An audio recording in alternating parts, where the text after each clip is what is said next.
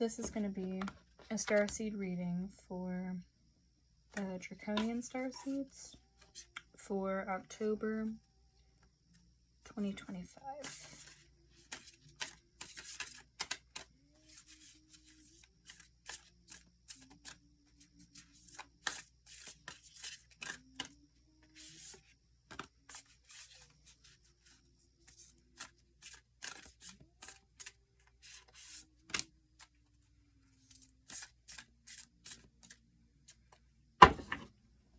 So you have sitting in the power on top of the deck.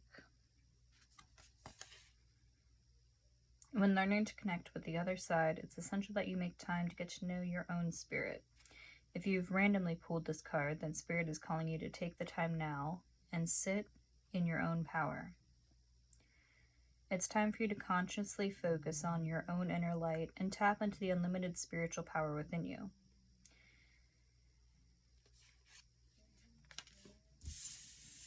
You've got symbols and the wonder of colors. So I guess that's how you'll be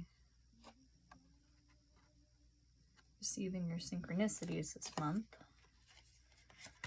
Spirit people communicate with us in different ways. They can do so with words, images, and feelings, as well as symbols. These symbols can be simple yet profound.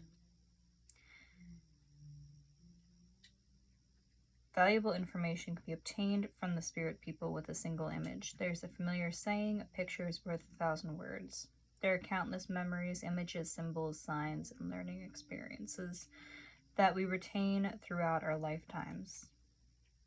When you link within spirit, the blending process enables them to access your personal symbolic library, and within each experience stored with that image or symbol, they can tap into the associated memory. If you receive a symbol, you have to ask yourself, what does this symbol mean to me, or what does this mean to whoever you're connecting with?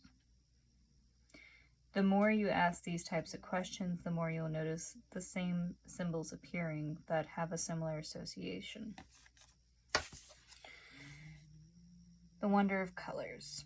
Everything is made up of energy, which constantly moves and vibrates. Even colors vibrate to their own unique frequency. Treat the world around you as your own personal art school as you begin to learn and practice how to bring different color awareness into your life and spirit.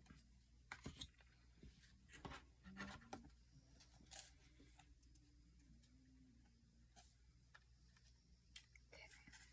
Draconians, October.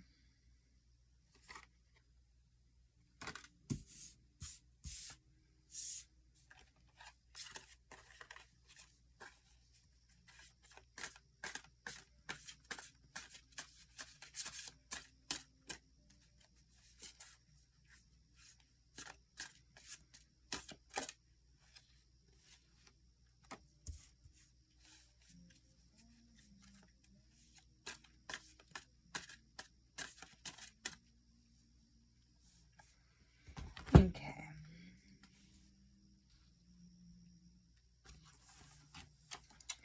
So you got Princess of Wands and the Moon.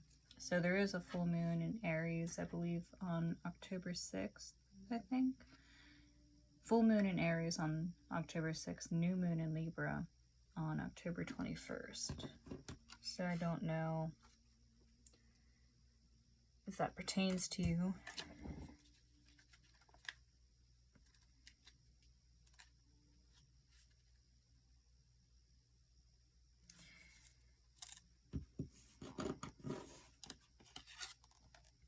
So the Princess of Wands,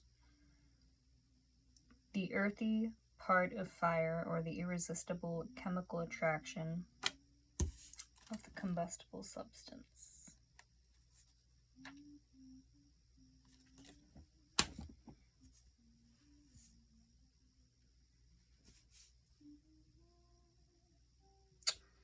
So I definitely follow your creative spark this month.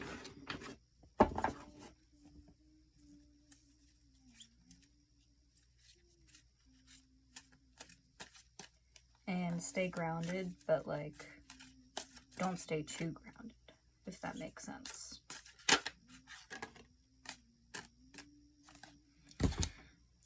67.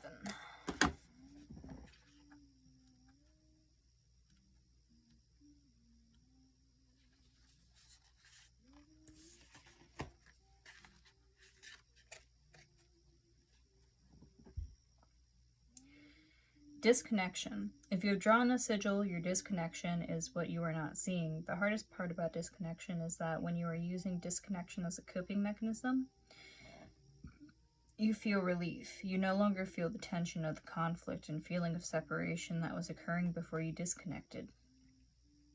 As a result, you may feel like you are more in harmony and more connected, even though the truth is the opposite, and even if other people are screaming at you that you are disconnected. You feel this way because you are so disconnected that you may not even feel the pain of disconnection itself, and thus do not even recognize that you are disconnected. Disconnection is the state of being detached from something. Disconnection plays out in all kinds of different ways with people. People can be detached from their emotions, from friends, from their partners, from their own essence, from their children, from their hearts, from their true desires, from the impact they have on others, from reality, and the list goes on and on. Some ways that this disconnection shows up in day-to-day life is that a person can be in a job for years that they hate because they are disconnected from their heart. A person can cause immense cruelty to another person and never even realize they are doing it because they are disconnected from the experience of others. Someone can be feeling sadness and tell you he or she is fine because he or she is disconnected from their own emotions. A person can say things that hurt someone else because they are disconnected from that person's inner world, and therefore don't know them enough to know that what would hurt or not hurt them to hear. Anyone can have a one-night stand and not think about the person they slept with the next day because he or she is disconnected to the degree that he or she can mutually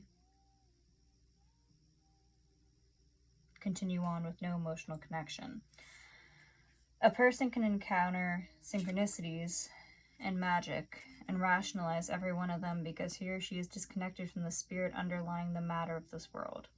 Someone can be so focused on projects they are doing with the kids that they fail to connect with the kids while they are doing it, and the kids feel neglected and as if the project is more important because they are disconnected from their children's worlds and feelings and thoughts and desires and needs.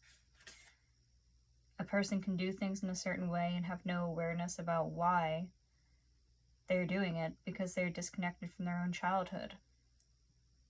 A man can believe in a truth or do things without questioning at all because he is disconnected from his own inner voice and conscience.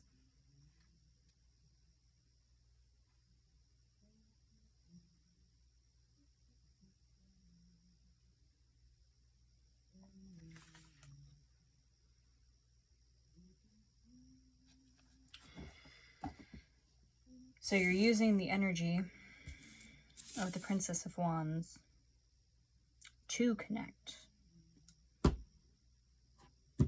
I guess that's what we're doing.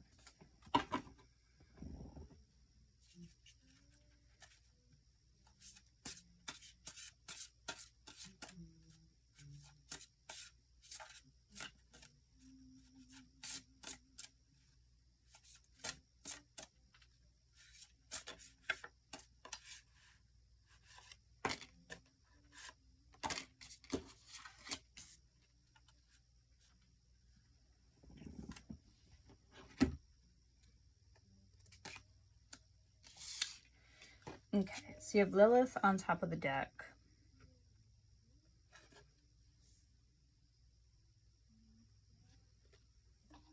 And the Exile underneath that. So, especially with the Princess of Wands here, even if you're physically a male, embracing your divine feminine, like the dark aspect of the divine feminine. Like maybe there's things that you always wanted to do and you felt judged by it or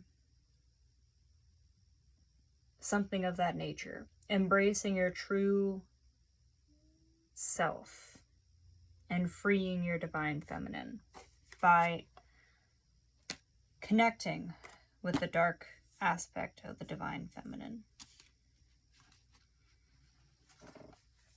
But you got Danu, mother of creation, and Anubis, arbiter of truth.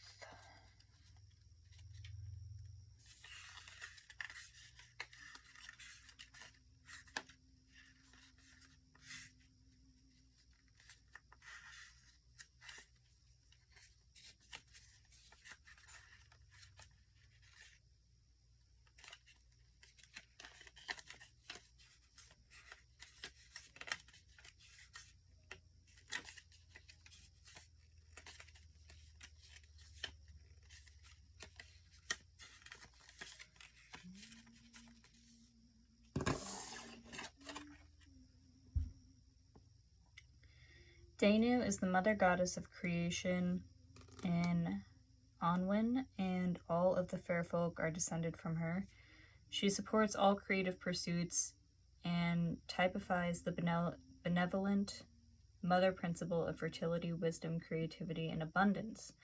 However, that which creates a thing also protects it fiercely. Danu teaches us of the double-edged sword of creation and civilization, the benevolent mother that nurtures and guides with gentle wisdom on the one hand, on the other, the ferocious beast that will destroy all who threatens those she calls her children.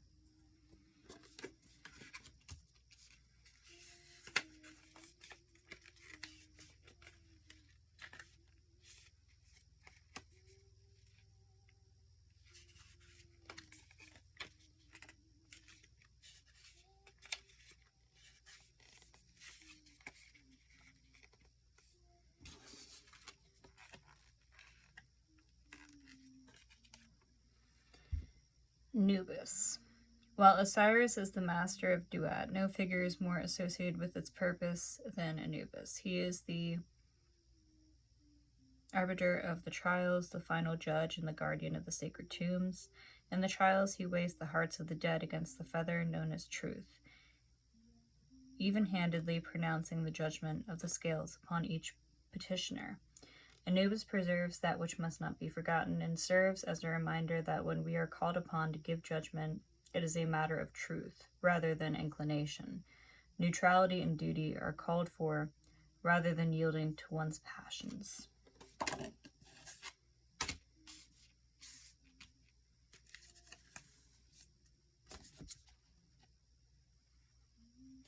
So acting out of truth this month, and whatever you're creating, don't be afraid to stick up for your beliefs, because it seems like you're going to go into, your truths are going to change when you shine a light on things about yourself that you haven't seen yet.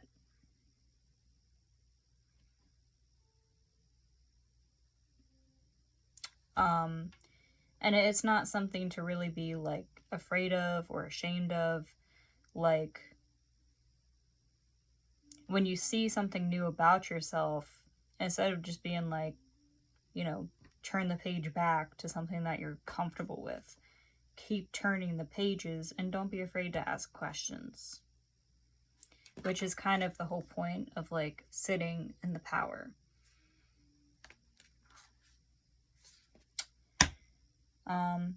Hopefully that helps, and hopefully October is a good month for you.